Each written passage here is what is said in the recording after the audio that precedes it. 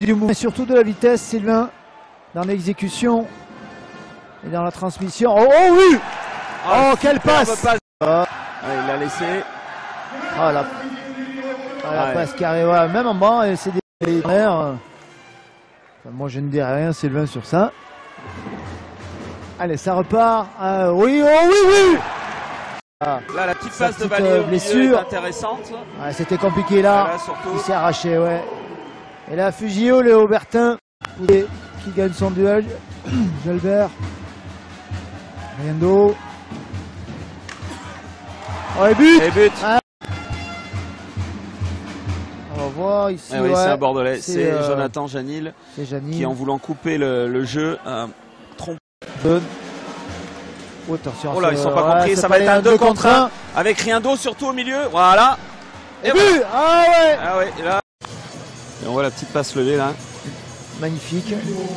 Crucifié, Clément Fouquel qui ne peut rien faire. Desrosiers qui va revenir dans l'axe, il va tenter.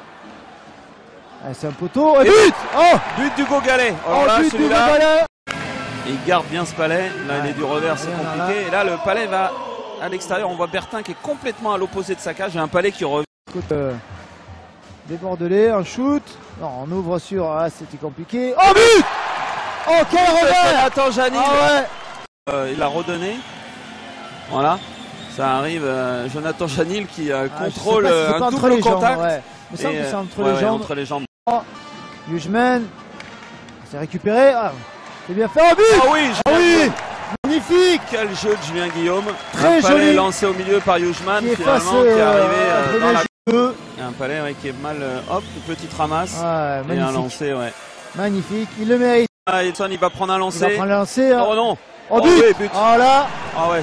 Là, Bertin a été bien pris. Hein, Hugman là a fait tout un jeu parce qu'on était persuadé qu'il allait prendre un lancer. Il a bien fixé. Hein, ouais.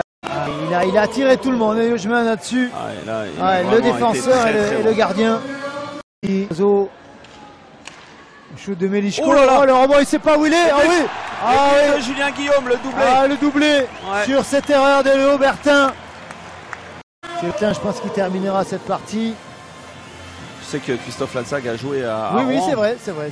À Rouen, avec tous les efforts qu'il fait à faire les voyages.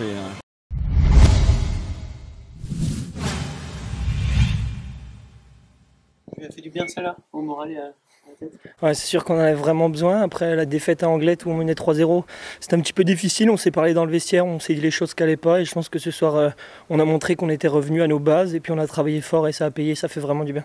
On est sorti fort au troisième tiers-temps. Ouais, c'est sûr qu'on avait besoin de sortir fort au troisième. On a été un peu moins bon dans le deuxième. On a donné encore des buts un petit peu... Ça fait un peu chier les buts qu'on prend, parce qu'on en prend un, on se le met dans notre but, et puis un à 5 contre 4. Donc on s'est parlé dans le vestiaire entre le 2 et le 3, ça a gueulé un peu, on s'est dit les choses. On est ressorti fort, et puis ça a payé sur le troisième. On a encore laissé beaucoup tirer l'adversaire ce soir. On a été un peu mieux, je trouve. On a été plus solide à notre ligne bleue, on les a moins laissés rentrer avec le palais. On a essayé d'être plus compact entre notre premier forechecker et puis la ligne de 3 avec laquelle on joue. Et je pense que ça a réussi ce soir, il faut qu'on continue dans cette voie-là. Ce soir un doublé, on t'a vu étonné de marquer un doublé ce soir? Non, c'est sûr que je ne suis pas le plus grand buteur de l'équipe, mais ça fait toujours plaisir. Quand on peut aider l'équipe à gagner, c'est encore mieux. Ça a changé un peu toutes les lignes. Je me suis retrouvé avec des mecs avec lesquels j'avais l'habitude de jouer au début de saison. Ça s'est bien passé. On a réussi à marquer 2 fois et il faut que ça continue. Baudel, ce soir, un troisième tir difficile qui vous fait perdre le match? Ouais, c'est clair, surtout l'entame du troisième tiers. Là, on prend un but en suivant et c'est vrai que ça nous a cassé un peu les jambes. Et Bordeaux, ils ont monté en puissance et nous, on est descendus. Et ça nous a pénalisé, ouais, et on a perdu.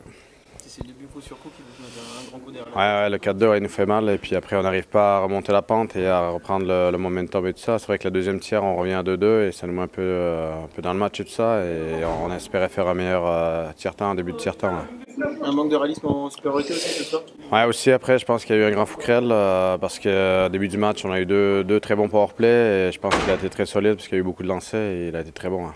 Si vous devez retenir quelque chose de ce match, ce serait quoi? Retenir ce match, Bordeaux, je pense qu'il commence toujours très bien les matchs. Après, nous, on est revenu un peu comme à la maison, mais bon, le troisième tiers, on n'a pas su revenir. Ouais.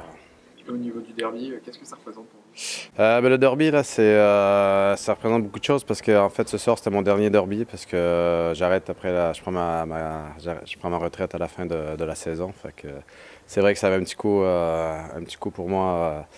J'y pense un peu parce que, bon, dernière fois à Bordeaux, j'ai joué ici et c'est vrai que l'ambiance est sympa aussi. Et puis, c'est toujours des très bons matchs. Ouais.